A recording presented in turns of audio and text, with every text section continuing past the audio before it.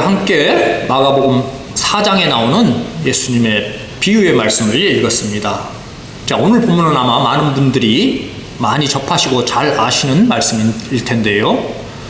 흔히 씨 뿌리는 자의 비유 혹은 밭에 떨어진 씨의 비유 이렇게 불립니다. 자, 그런데 말씀을 좀 더 자세히 살펴보면 씨 뿌리는 자나 씨는 동일한데 밭이 제각각이지요. 그래서 이 비유는 밭에 대해 설명을 하고 있고 많은 경우 이 비유를 우리의 마음 안의 상태에 대한 변화를 교훈하는 그런 말씀으로 우리가 읽히고 또 전합니다. 말씀이 열매를 맺을 수 있도록 옥토밭과 같은 우리의 마음과 신앙의 태도에 대한 도전으로 삼는 것에 이 주안점을 두는데요. 자, 물론 타당하고 좋은 접근이고 자세입니다. 자, 그런데 결국 이 비유는 분명하게 씨 뿌리는 자의 비유이고 밭에 떨어진 씨의 비유입니다. 밭에 대한 설명이 중심이 되지만 사실 이 비유 안에서 밭이 무언가 주도적이고 능동적인 역할을 하는 것은 아니지요. 부드러워지고 장애물을 제거해서 열매 맺는 훌륭한 조건을 갖추고 그렇게 하지를 못한다는 것입니다. 사실 오늘 이 비유를 통한 예수님의 가르침도 그것을 전하는 것과는 다소 동떨어집니다. 오히려 이 비유 안에서는 밭보다는 씨 뿌리는 자로서의 우리의 소명이 발견되는 것이 좀 더 중요한데요. 그런 의미에서 오늘 이 예수님의 비유의 말씀을 예수님께서 설명하신 말씀과 함께 우리가 좀 더 자세히 나누어 보고자 합니다. 자, 오늘 이 말씀은 친절하게도 예수님께서 직접 제자들에게 이 비유가 가진 의미를 설명해 주신 말씀이기도 하지요. 우리가 읽은 본문 다음에는 예수님의 설명이 이어집니다. 4장 3절에서 9절까지는 예수님께서 따르는 무리들에게 선포하신 비유이고 그 일이 있고 난 이후에 제자들은 이 비유가 가진 의미에 대해서 예수님께 묻지요. 그래서 11절부터 20절까지는 이 비유에 대한 예수님의 설명입니다. 자, 차근차근 살펴볼 텐데요. 말씀이 전하는 은혜가 충만히 다가오시기를 소망합니다. 자, 먼저 오늘 말씀의 배경부터 보겠습니다. 오늘 이 비유가 예수님께로 모여든 큰 무리의 사람들에게 전해지는 정황을 오늘 보면 1절이 설명을 하고 있죠. 예수께서 다시 바닷가에서 가르치시니 큰 무리가 모여들거늘 예수께서 바다에 떠 있는 배에 올라 앉으시고 온 무리는 바닷가 육지에 있더라. 네, 어떻게 장면이 그려지시나요? 자, 마가복음 이 4장 1절은 예수님의 공생의 사역 중 그 절정기에 해당되는 장면입니다. 말씀에서와 같이 아주 수많은 무리들이 예수님께로 몰려듭니다. 자, 그런데 이 구절은 그 절정기 가운데 아주 중요한 전환점이 됩니다. 이 말씀 이전에 예수님의 사역을 보면 기적적인 일들이 많이 등장을 합니다. 예수님은 수많은 치유 사역을 행하시지요. 귀신 들린 사람에게서 귀신을 쫓아내시고 나병 환자, 중풍병자를 비롯한 많은 병든 사람을 고쳐주시면서 이제 하나님의 구원의 역사가 도래함을 몸소 보이셨습니다. 자, 이런 예수님의 소문을 통해 수많은 사람들이 예수님께로 몰려든 것이죠.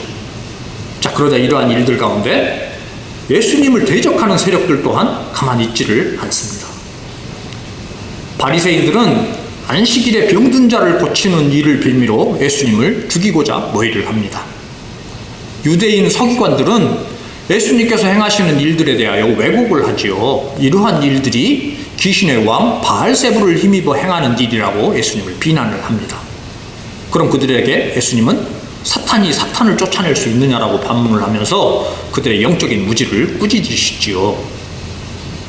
자, 이렇게 도래하는 하나님의 나라, 그것을 거부하는 이스라엘의 기득권, 이러한 갈등의 양상이 오늘 본문 앞서 전해지는 가운데 다시 큰 무리가 예수님께로 모여든 것입니다. 자, 이것을 1절이 묘사하고 있습니다. 예수님께서 바닷가에 계시다는 소문을 듣고 또다시 많은 사람들이 예수님께로 몰려왔는데 바닷가에 사람들이 워낙 많이 모이다 보니 예수님께서는 아예 그 바다에 떠 있는 배 위에 올라가신 것이지요.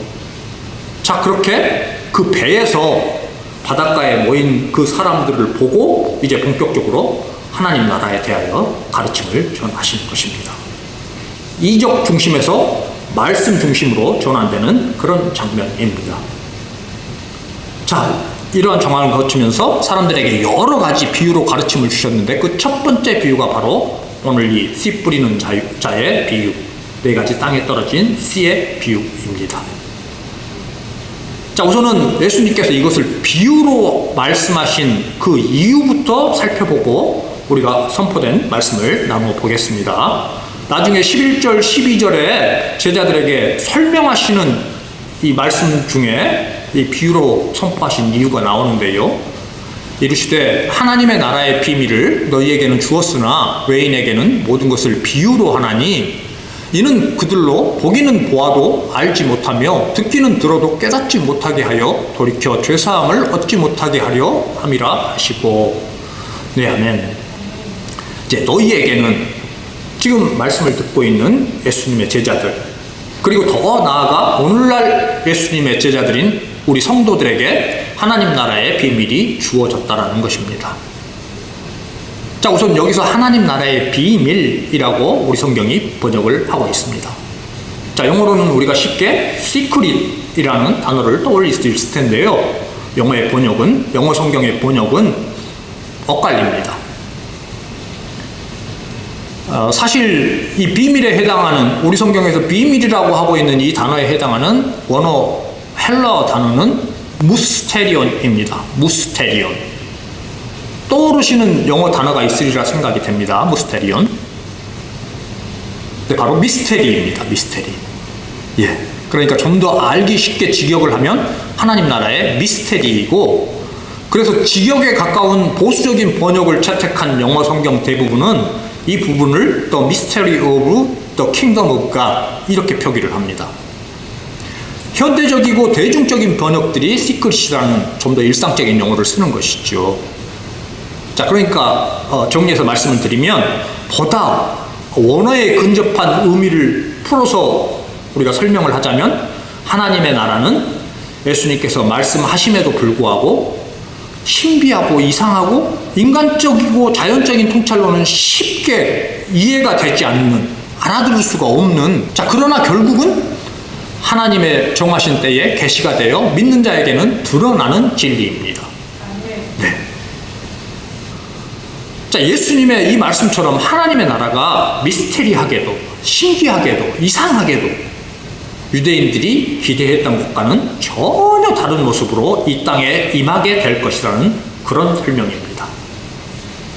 그러니까 오늘 이 비유를 해석하는 데 있어 1차적인 열쇠는 이 비유를 통해 말씀하시는 이유가 우리가 흔히 알고 있는 것처럼 너희는 그러니 마음밭이 옥토밭이 되어라 라고 하는 이런 개인적이고 윤리적인 차원의 말씀이 아닌 것이죠.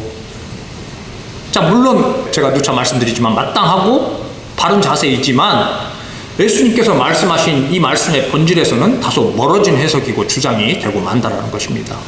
밭 스스로가 자정할 수 있는 능력이 없습니다. 계속하여 말씀드립니다. 사람 안에는 선한 능력이 없습니다. 밭을 가꾸는 농부의 손길처럼 하나님의 주권적인 은혜가 임해야 하는 것이죠. 유대인들은 구약의 예언의 기초에 종말에 이 하나님의 나라가 임하면 그들이 민족적으로 회복이 되고 원수들은 즉각 심판을 받을 것이라고 기대를 했습니다. 예수님께서는 회개하고 복음을 믿는 자들 가운데 하나님의 나라는 이미 임했다라고 말씀하셨습니다. 예수님의 메시지를 유대의 지도자들, 유대인들이 거절을 한 결정적인 이유였습니다. 하나님의 백성으로서 유대인 자기 민족은 여전히 이 악한 로마의 압제 아래에 있는데 어떻게 하나님의 나라가 임했냐라는 것이죠. 그들은 귀신 들린 사람이 귀신이 내어 쫓기고 병든 사람이 나음을 입고 치유되는 그 많은 일들로 외표되는 진정한 구원의 실체는 전혀 보지를 못하는 것입니다. 온 인류를 묶고 있는 죄와 사망이, 이런 궁극적인 악의 사슬이 끊어지는 것에 대하여는 깨닫지를 못하고 그들이 가지고 있는 율법적인 자부심, 민족적인 우월감, 종교적인 선입견에 갇혀서 오히려 이렇게 예수님을 모함하고 비난을 했던 것이죠. 자, 이것이 그들이 가진 유대인들의 사격 가운데에는 미스테리할 수밖에 없었던 것이죠. 전혀 다른 양상의 하나님 나라가 이 땅에서 펼쳐질 것이다라는 그런 내용입니다. 그렇게 예수님께서는 12절에서 보고 들어도 알고 깨닫지 못하는 자들은 끝까지 그렇게 행한다라고 하는 것이고, 하지만 이것은 하나님께서 섭리하시는 역사 가운데 구약의 애언이 성취되는 일이기도 함을 설명하고 계시는 것이지요. 12절의 말씀은 이사야 6장 9절과 10절의 말씀을 인용한 것입니다. 결국 완악한 맹목성과 복음의 거부를 정죄함이 있을 텐데, 하나님의 주권적인 구원의 계획 안에서는 그러한 완악함조차도 도구로 사용하신다라는 그런 내용을 내포하고 있는 것이죠. 자, 이제 차근차근 이 비유에 대하여 본격적으로 우리가 한번 나눠볼 텐데요. 제가 말씀드린 대로 비유가 선포가 되고 예수님의 설명이 있었습니다. 그래서 제가 오늘은 선포된 말씀을 나누고 그 아래 예수님의 설명도 같이 이렇게 덧붙이겠습니다. 그래서 오늘은 제가 선포된 말씀을 읽으면 여러분께서 예수님의 설명을 읽는 방식으로 우리가 한번 진행을 해보겠습니다. 빨간 글씨를 여러분이 읽으시면 됩니다. 빨간 글씨가 비유에 대한 예수님의 설명입니다. 제가 먼저 읽겠습니다. 들으라, 씨를 뿌리는 자가 뿌리러 나가서. 뿌리는 자가 말씀을 뿌리는 것이다. 네, 들으라. 예, 듣고 깨달아라는 명령까지를 포함한 표현이죠. 자, 예수님의 가르침에 대한 청중들의 이해는 부족했고, 이 말씀은 오해하고 왜곡하는 자들에 대하여 경고까지를 담은 그런 명령입니다. 들으라, 오해하고 왜곡하지 말고 똑바로 들으라는 것이죠. 자, 비유에서 씨는 말씀이라고 설명을 합니다. 자, 그러면 씨 뿌리는 자는 1차적으로 누구일까요? 당연히 예수님이지요. 예수님께서 구약의 말씀 안에 약속된 그 하나님 나라에 대해서 전한 것입니다. 자, 나아가 2차적으로 이 씨 뿌리는 자는 예수 그리스도를 증언하는 모든 자들, 곧 오늘날 복음의 말씀을 전하는 모든 교회와 성도들, 즉 우리 모두를 포함한다라고 볼 수가 있습니다. 자, 그런데 이러한 말씀이 떨어진 곳, 말씀에 접촉된 곳에서 나타난 현상이 제각각인 것이죠. 자, 먼저는 길가입니다.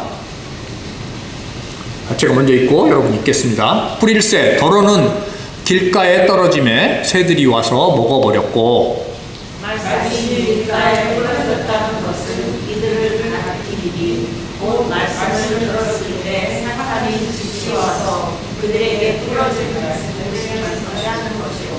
예, 길가에 떨어진 씨, 말씀을 듣자마자 거부하거나 받아들이지 않는 것이죠. 사람들이 계속 지나다가 보니까 아예 딱딱해져 버린 것입니다. 그렇게 길이 되어버린 그런 땅인 것이죠. 그러니 말 그대로 씨도 안 먹히는 땅인 것이죠. 그들에게는 말씀의 내용 자체가 중요하지도 않고 의미 있게 여기려고도 하지도 않는 것이죠. 답은 이미 정해져 있고 결론은 내려져 있는 것입니다. 자신이 곧 진리입니다. 이유는 묻지 마라. 나는 이미 그냥 그렇게 마음 먹었다. 내가 내 기준의 진리를 정할 자격이 있다. 네, 그들이 바로 길가에 떨어진 씨입니다. 말씀을 받아들이지 않는 그런 모습이죠. 자, 이런 자들은 사탄이 즉시로 와서 새들이 길 위에 떨어진 씨앗을 먹어 치우듯이 그들에게 임한 진리의 말씀을 빼앗아 버린다는 것입니다. 이들은 복음에 대하여 이해할 생각조차도 없고 거부를 해버리면서 아예 결실과는 거리가 멀다 여겨지는 그런 땅인 것이죠. 자, 이것을 예수님 당시에 1세기의 맥락으로 본다면 누가 여기에 해당할까요? 예수님 당시의 사람들 중에 하나님의 나라에 실체로 오신 예수님을 전혀 이해하지 못하고 있는 앞서 바리새인이나 서기관 같은 종교 지도자들을 우리가 들 수 있을 것입니다. 그들이 가진 종교적, 율법적, 학문적 전통이라는 그 딱딱한 틀에 놓여져 있는 것이지요. 그들 마음 안에는 자신들이 이미 단정 지어버린 결론이 있는 것이고 그것을 기준으로 아예 처음부터 예수님을 배척해버린 것입니다. 자, 그러니 그들에게 예수님께서 말씀하신 하나님 나라가 들어올 리가 만무한 것이죠. 들을 마음도 들을 귀도 없는 것입니다. 자, 이제 두 번째는 돌밭에 뿌려진 씨입니다.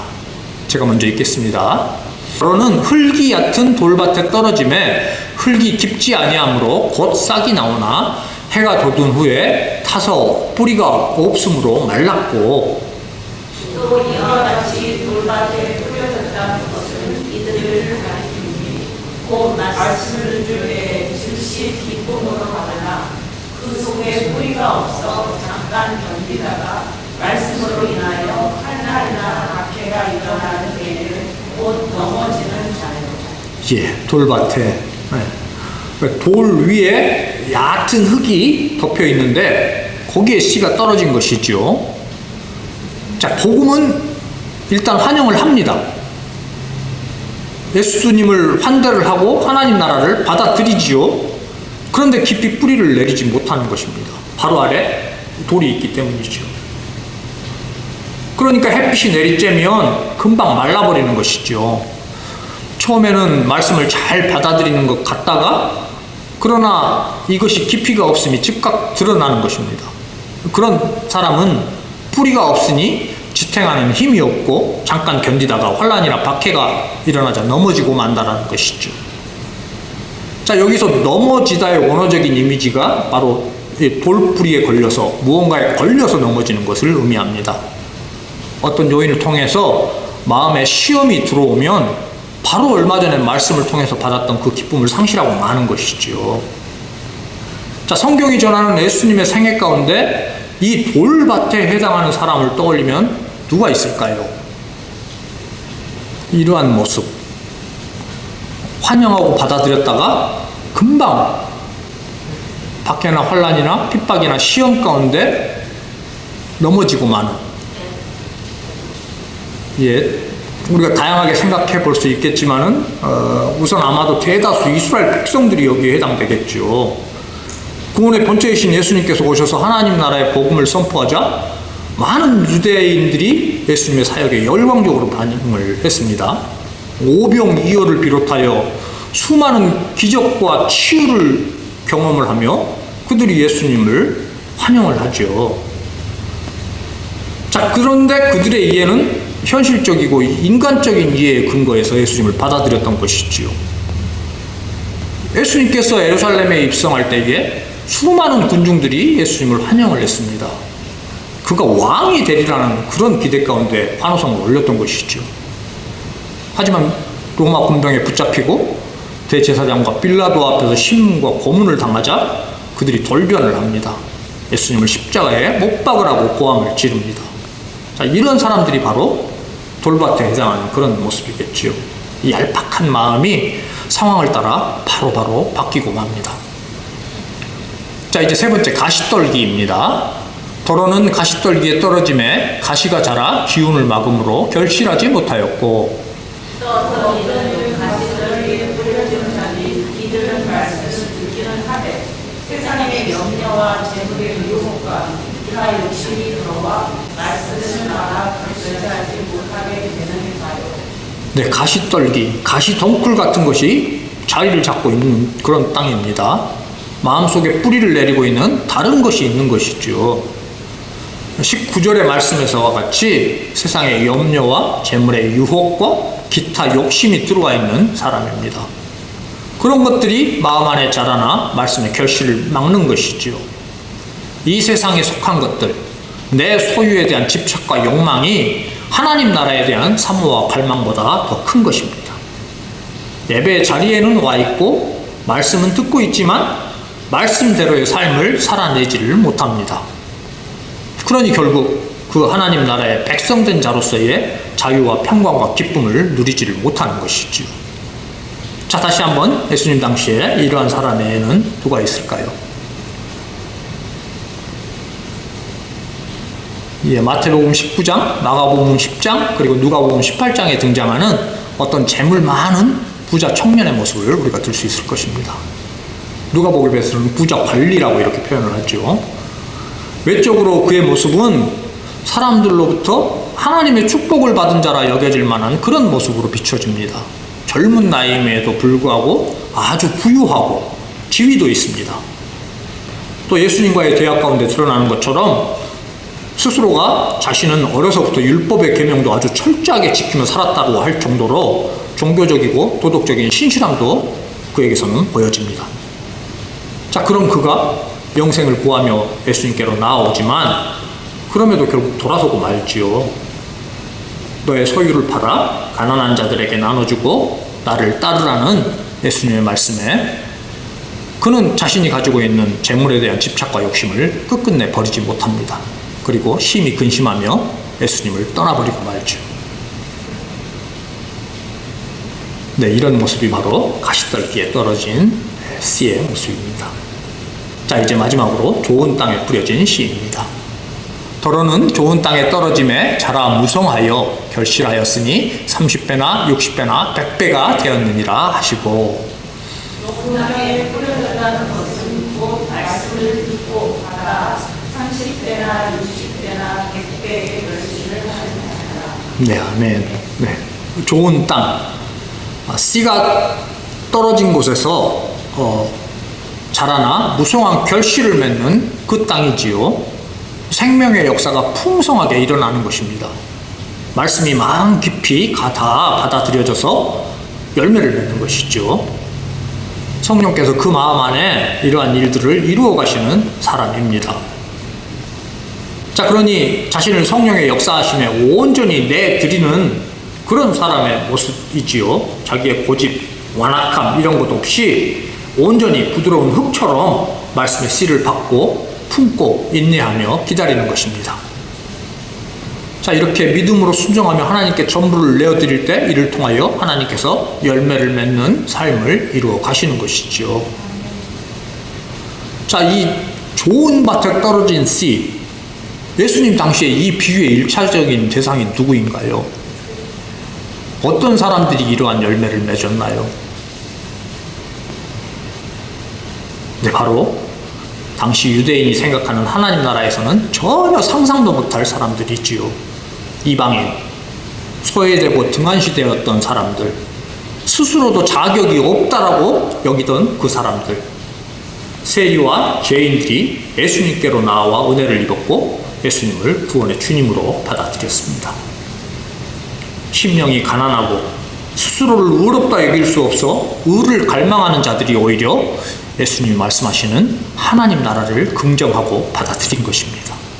그들이 복이 있어 하나님 나라가 저들의 것이 되는 것이죠. 이런 놀라운 일이 예수님의 역사 가운데 이미 시작이 되었고 이 땅에 전개되어 펼쳐져 나갈 것임을 예수님께서는 지금 이 비유로 말씀하고 계시는 것입니다. 바로 이것이 씨 뿌리는 자의 비유가 나타내고자 하는 하나님 나라의 미스터리이고 반전이고 신비인 것이죠.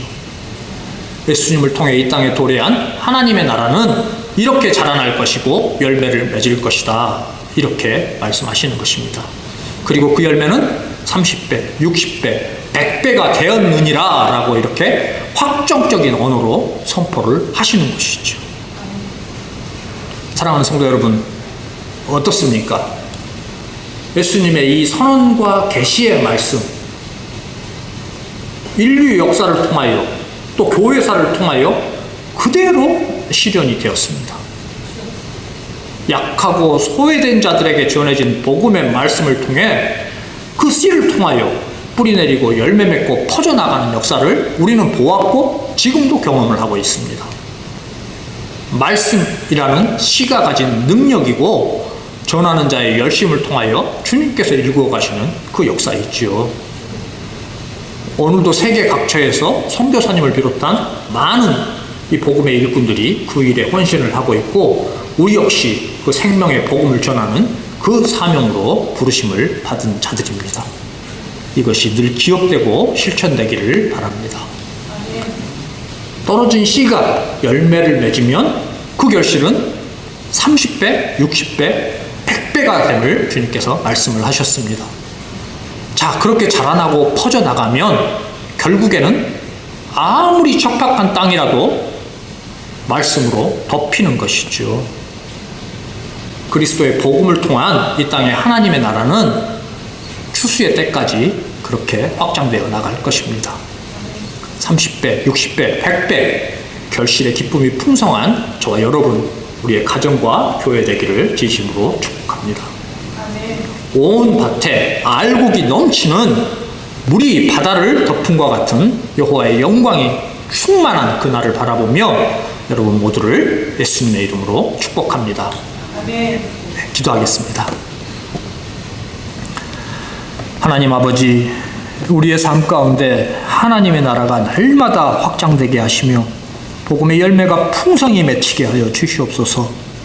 약하고 소외된 자들을 위로하며 말씀의 씨앗이 뿌려지는 일에 우리를 마음껏 사용하여 주시옵소서. 세계 각처의 선교 사명에 은혜를 베풀어 주시옵시고 미약한 우리의 발걸음을 인도하사 넉넉히 그 일에 함께하는 역사를 이끌어 주시옵소서. 예수님의 이름으로 기도합니다. 아멘. God will make a way where there seems to be no way. He works in ways we cannot see. He will make a way for me. He will be my guide. Hold me closely to his side.